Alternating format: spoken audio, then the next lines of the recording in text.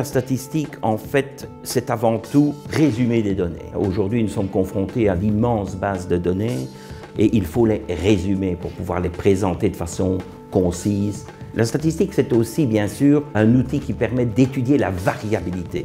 Si vous prenez un échantillon de données, ces données ne sont pas toutes les mêmes, elles sont différentes, et on essaie d'expliquer pourquoi elles sont différentes. Est-ce que c'est par exemple dû au fait qu'il y a des hommes et des femmes dans cet échantillon de données? Est-ce que ça peut être lié à l'âge ou à tout autre facteur? La biostatistique, en fait, c'est l'application de la statistique à tout ce qui est le domaine des sciences de la vie. Il est clair que la statistique a apporté énormément au développement de la médecine. Vous savez que quand vous faites une prise de sang, on dose un certain nombre de constituants sanguins, comme par exemple le cholestérol. Et quand vous recevez le protocole des résultats, on s'aperçoit que, par exemple, vous constatez qu'il y a une étoile derrière votre résultat de cholestérol, c'est parce qu'il sort en dehors de limites tolérables chez les gens en bonne santé. Donc on considère que vous avez un cholestérol trop élevé. Ces limites de référence ont été obtenues en fait par des méthodes statistiques. Un exemple concret dans ce cadre-ci, on a utilisé nos cartes de contrôle pour la TSH et vous voyez que la plupart du temps, nos contrôles sont parfaitement situés dans les moyennes cibles établies pour ce contrôle, à part en de rares exceptions, 2 points rouges que vous voyez ici et là, où les contrôles ne sont pas bons et nous allons devoir prendre des mesures nécessaires pour remédier au problème, repasser les contrôles pour pouvoir valider les résultats et les donner aux médecins. C'est grâce à ces statistiques que nous pouvons définir les valeurs cibles de nos contrôles, comme nous le faisons aussi pour les valeurs de référence.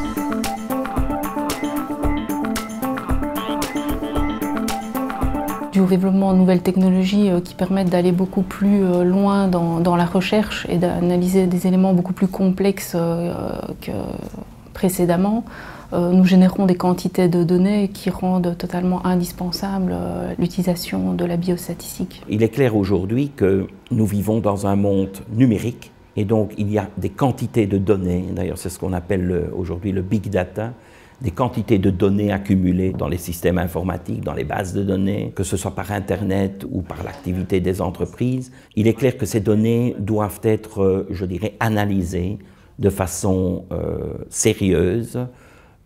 Et donc là, le recours à la statistique est absolument inéluctable.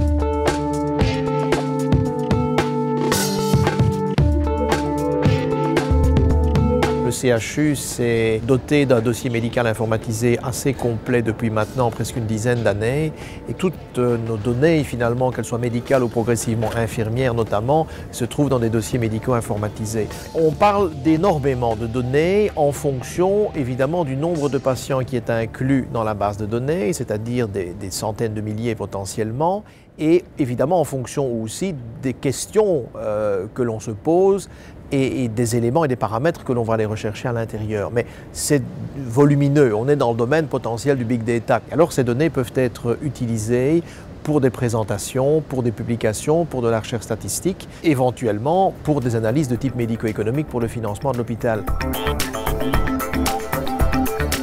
J'ai travaillé pendant près de 40 ans avec les médecins et jamais un jour je me suis ennuyé, quoi. Disons, tous les jours nous avons confronté des problèmes différents, que ce soit en dentisterie, en pharmacie, en chirurgie. Quels que soient les domaines, les problèmes, il y a évidemment des méthodes communes, mais chaque fois le problème est différent et donc c'est vraiment un métier passionnant.